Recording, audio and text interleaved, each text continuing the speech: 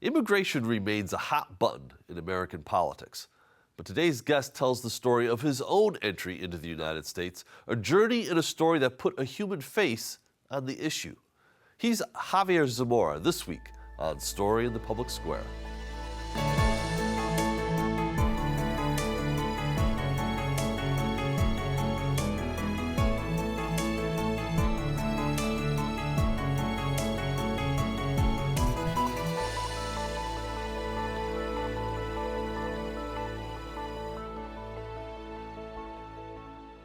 Hello and welcome to Story in the Public Square, where storytelling meets public affairs. I'm Jim Ludis from the Pell Center at Salve Regina University. And I'm G. Wayne Miller, also with Salve's Pell Center. And our guest this week is Javier Zamora, an award-winning poet whose best-selling memoir, Solito, tells the story of his journey to the United States from his native El Salvador as a 9-year-old little boy. Javier joins us today from Arizona. Javier, thank you so much for being with us, and congratulations on Solito. Oh, thank you all for having me. For folks who maybe have not yet read the book, why don't you tell us a little bit about it? Well, the book is my story, and it's told from my 9-year-old perspective, and it begins a few weeks before the day that I leave my country of El Salvador. And that date was April 6th of 1999, and no spoilers, I make it, but it ends on June 11th, 1999, when I'm reunited with my parents. But along the way, my parents paid somebody to bring me here, a human smuggler or a coyote. And then that person abandons the group of myself and 6 other individuals. And over 10 weeks, these strangers sort of become my second family. And it is these individuals that help me survive and eventually make it. It's an incredibly powerful story, and it was selected by our friends at the Rhode Island Center for the Book as this statewide read for Reading Across Rhode Island this year. It's not the only accolade and honor that the book has received that you have received. What does that kind of recognition mean for you, set against the backdrop of your memoir? Well, it took me, I want to say, 20 years for me to even tell this story to myself. Over those 20 years from 1999 to 2019, I felt like my story didn't really matter. I felt like stories like mine were either erased or silenced from the general public and the zeitgeist of the United States. And to see people care not only about 9-year-old me, but 19-year-old Chino and 29-year-old Patricia and 12-year-old Carla and Marcelo and all the other individuals that I describe, it means something. It means that maybe Americans are beginning to have more empathy towards immigrants like myself. So you said that for 20 years you weren't sure that your story mattered. What changed? What inspired you to actually share the story? A lot of therapy. But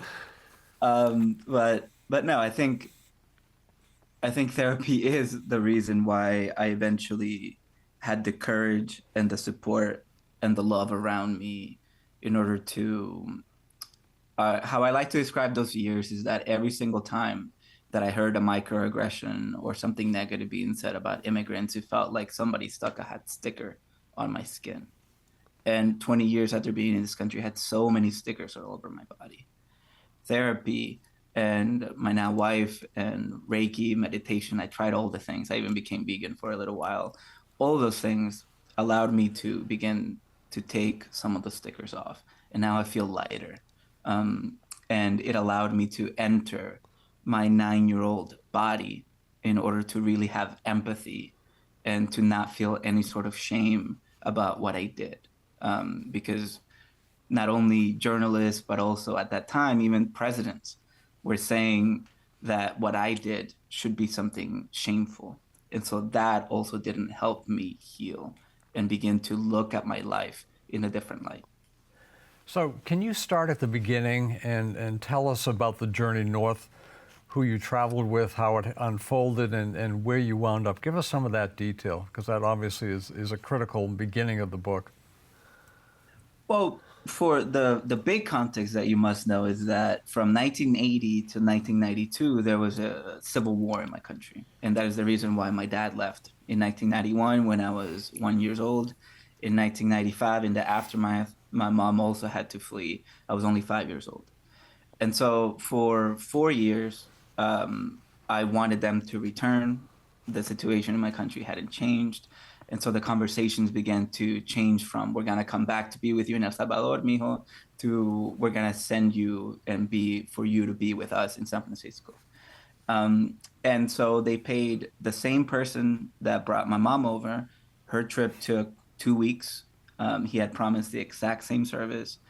And we're 2 weeks in, and the group of 6 plus me were still stuck in Guatemala. And by that point, my grandpa was still with me. He accompanied me for the first 2 weeks of the trip.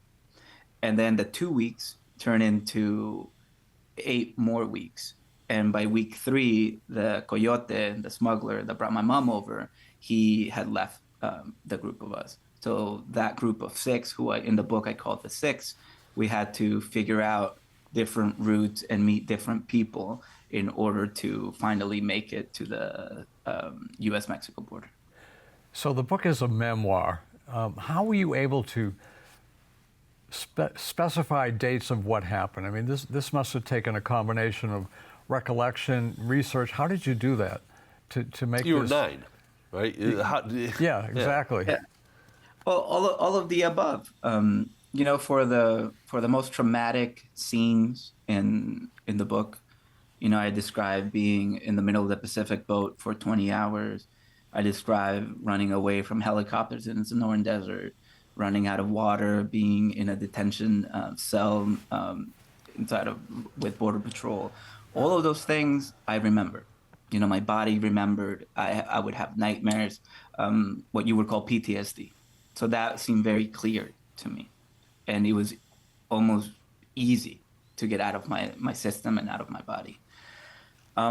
For the other, like the boring, what I like to call the boring parts, I spent 2 weeks just watching TV in Guadalajara, 2 weeks in Guatemala. For some of these things, I had the privilege of still having my grandpa alive. He's still with us. And so I could just pick up a call and ask him, when exactly did we leave El Salvador? And he was the one who gave me the date, April 6, 1999. What did we do in Guatemala? And he told me what we did. For the other things, like in Guadalajara, I have Google, and I could, I knew that we watched TV all the time. So I could Google what the TV calendar was like. I remember the man, Marcelo, Chele, and Chino watching Liga MX, so the Mexican Soccer League. So I could go back and remember and play some of the footage of those soccer games and reconstruct, those 2 weeks. So we took all different levels and different research tricks in order to get to the narrative that we have now. So Javier, you mentioned the trauma of living this. You mentioned that therapy has helped you since then. Talk about the actual writing. This is not writing fiction when you are going into an imaginary world. You're writing about what happened that was so traumatic.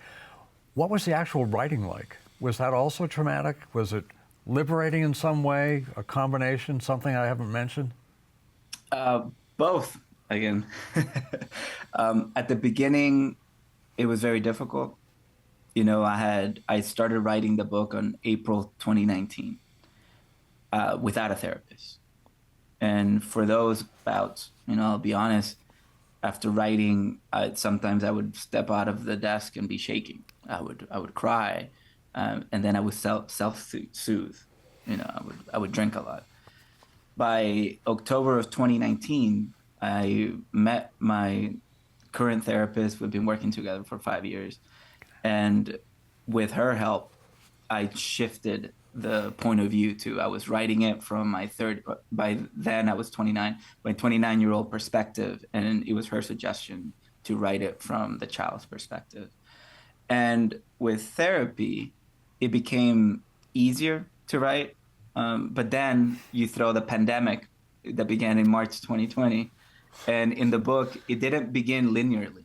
But then I gave myself the calendar. So I was writing the book from Manhattan during the pandemic, and I hadn't made it to the desert yet.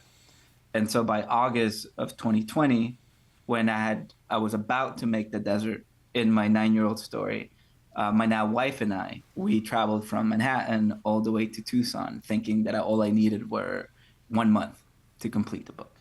And of course, I couldn't complete it in 1 month because it was re-traumatizing to live and be and exist and even have fun in the same landscape that almost took my life, not once, but twice. And so from that point on, once we finally moved to Tucson, I think the writing got quicker, got faster, but only after I had allowed myself to feel everything and to allow myself to really experience the elements. You know, the Tucson in October is not the same thing as Tucson in May or June. And so I finished the book, the first draft, I think on July of 2021, which is ironic because that is around the same time that I actually crossed the border as well. So was there a point in the writing, I mean, you're writing a memoir, was there a point in the writing when you began to think, this is more than a memoir, as important and powerful as that would be? This is speaking to larger issues. It's speaking to the country, America, and actually the world today. Was there, an epiphany, a moment when you went, yeah, this is another reason I'm doing this? Not really. I was so afraid that nobody was going to care. Wow. And that nobody was going to read it, even to the point of publication, up until September 6, 2022, when the book is published. And my therapist and I did so much work about this anxiety that I had. Because my first book, this is my second book. I have a first book of poems that came out during that presidency.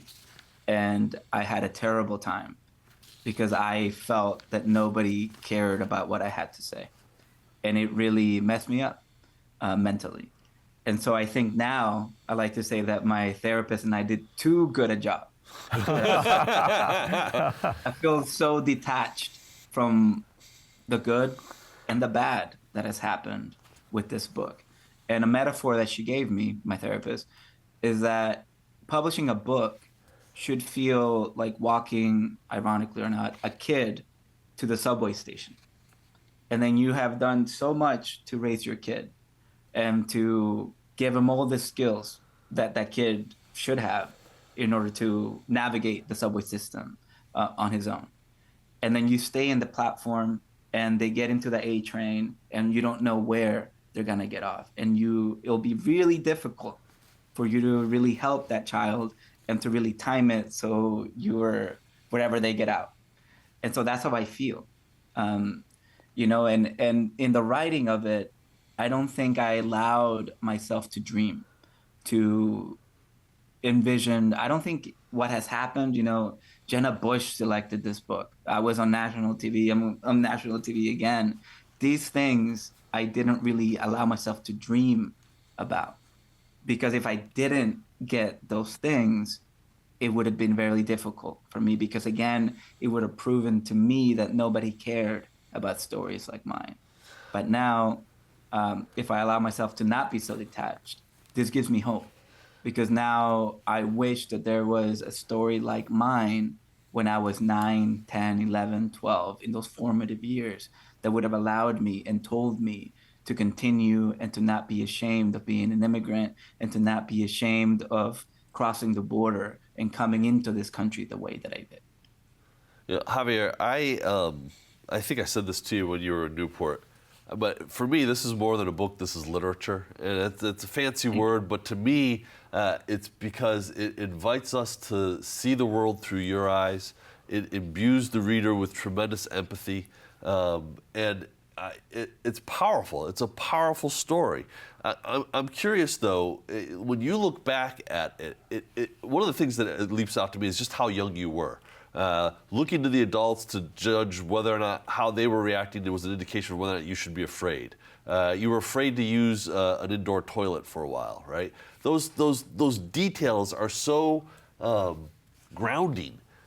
I wonder though, looking back on it now, were there things that you went through that in retrospect you realize now were even more dangerous than you realized at the time? Absolutely. I think my PTSD was overly focused on me crossing the desert. A lot of my flashbacks were about running out of water. I had almost forgotten, or my brain was too good at making me forget the 20 hours on a boat, in the middle of the Pacific, and me being 9, not being able, I didn't know how to swim, and I was afraid of the dark. And I think I was so afraid that my brain hadn't really processed that. And ironically, those were the first words in like the first chapter that I completed as an adult. That leaving Guatemala, crossing the Guatemala-Mexico border through the Pacific Ocean, and just writing that. And for those words to be the first that I wrote really upped the antes into what I was doing. I was like, oh, I almost died multiple times. And as a grown-up, as an adult, I think from 1999 until 2019, I hadn't really processed that. And it is the reason why I like to use this word. And I didn't really consider myself a survivor. And acknowledging that people who, not everybody, but I want to say most immigrants who come into this country the way that I did, most of us are survivors of something similar to what happened to me. We are survivors of the machine that immigration has become, a traumatic machine. Javier, you said when we were at Salve for the event with the folks from the Rhode Island Center for the book that you thought this was the most political thing you had ever written. What did you mean by that? Well, political in a way that somehow I have tricked Americans into empathizing with a 9-year-old. Political in a sense that I feel that it is easier for the average adult to listen to a child instead of an adult.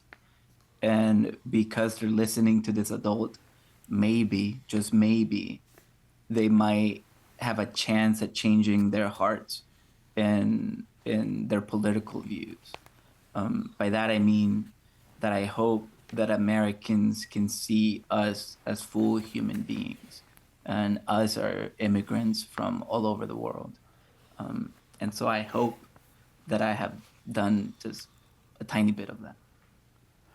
So in the process of your journey, you created a new family made up of other people making the same journey. Tell us about Patricia, Chino, and Carla, please. My trip began not only with them, but with 3 other individuals, Marcelo, Chele, and Marta. And all of us were from El Salvador, and all of us were supposed to be with our coyote, Don Dago, all the way through the U.S.-Mexico border. Don Dago and Marta leave, and they leave me with Chino, who couldn't have been older than 19. He was a teenager. A mom by the name of Patricia, who's 30, and her 12-year-old daughter, Carla. And it is these 3 individuals that really protect me, that feed me, that clothe me, that bathe me, that provide, comedic relief. And they are the only 3 individuals that know exactly what we went through. And I owe them my life, and I dedicate this book to them because I wouldn't be here talking to you if it weren't for their huge, huge empathy and love that they showed this 9-year-old stranger. They knew each other. They were from the same block in Soyapango, outside the capital of El Salvador. And so they didn't have to help me. They chose to help me. And I am forever grateful. You know, one of the, I think the question that when people knew I was going to interview you in person, there was one question they wanted me to ask you. And when they knew that you were going to come on the show, they said, you've got to ask him again. I think you know what the question's going to be, but people want to know what came of Patricia, her daughter Carla, and Chino. What can you tell us about them now? I don't know. You know, and I love that if you Google, you know, Solito, the question that comes after that, it's like, where is Chino? Or where's Patricia? Carla? Which I love because I was so worried that I wasn't going to make people care about them. Not only about me, but about them, you know, the adults around me. And whenever people are curious, to me, that shows me that they have empathy and that they care about these people just as much as I care about them. I haven't been in contact with them since 1999. You know, they changed their phone number. They never called again. I don't know if they're still in the DMV. You know, they were coming to somewhere in Maryland and Virginia. I don't know if they stayed in the United States. I don't know if they're alive. I don't know many things. I do know that Carla is only 2 years older than me or 3 years older than me. And so if there's anybody that might know about the book, it would be her. But then again, I'm reminded that I myself didn't want to think about this trip, you know, what happened to me for 20 years. And I can only afford to remember all these things because I have access to therapy. And my life is different now. And so I am very aware if they know about me, why they wouldn't come out and speak to me. But I just hope that they're well, that they're alive, and if they're not alive, that they had a great life because they deserved one. And if they're watching, I just want to tell them that I love them and that I'm forever grateful for what they did for me. Yeah, you know, you mentioned empathy, and we've had different conversations with different authors, poets, musicians, storytellers about the power of empathy. You use empathy; it exudes from this, from your memoir. Are you conscious of that as a writer? It's a little bit more about craft now than about your actual journey. But are you conscious of the power of empathy to move people when you're writing something like this? Hopefully. I think what you're asking is the shift from, you know, my adult narrative voice to a child's voice. I think I shifted that not only because my therapist told me to, but I knew that the chances at empathy were higher because I know I've seen this happen that when somebody considers you a child, they're more likely to listen than when you're an adult, because then there's like this weird fake equality that people think is happening. But then if you shift the dynamics, people will listen, and people are listening and have listened to 9-year-old Javiercito. And I don't know, I think that is the only awareness, and I hope that people's hearts are changing, have changed, will continue to change. And my only aim was to show people that immigrants, whether they came here by plane or by land, and immigrants from anywhere in the world, not only Latin America, are just as human as you are, the reader or the viewer. How have you found students responding to the book? And obviously a whole lot of students have read it by now. What have you heard? What do they tell you? What do you know? You know, I've had the privilege to travel all over the country, and to speak to all types of students. What moves me the most is that there are so many recent arrivals all over this country. And a lot of them are sometimes even younger than I was when I entered the country. And it's like the cycle hasn't stopped.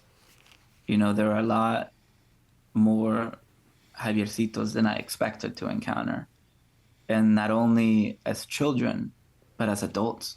The coolest thing that has happened is that I have met not one, not five, but around 14 other Salvadoran 9-year-olds who were crossing the border in 1999, the Wow. same patch of land. So I literally wasn't alone while crossing in 1999. And meeting these students now in 2024, they also weren't alone. But now they know that somebody just like them has done and experienced everything, not everything, but something similar to what they have. And I hope that that gives them strength, the strength that I didn't have, in order to look in the mirror and to think of themselves as superheroes and as powerful for having done what they just did. I was 9. What were a lot of American kids doing when they were 9? They weren't crossing the border. They weren't surviving. And I just want to remind people that these students in 2024 have also survived the unimaginable. And so let's be kind to them, and let's give them love, and let's give them patience and empathy. Javier Zamora, thank you so much for spending some time with us. The book is Solito, and it's a remarkable read. That is all the time we have this week, but if you want to know more about Story in the Public Square, you can find us on social media or visit pellcenter.org, where you can always catch up on previous episodes. He's Wayne, I'm Jim, asking you to join us again next time for more Story in the Public Square.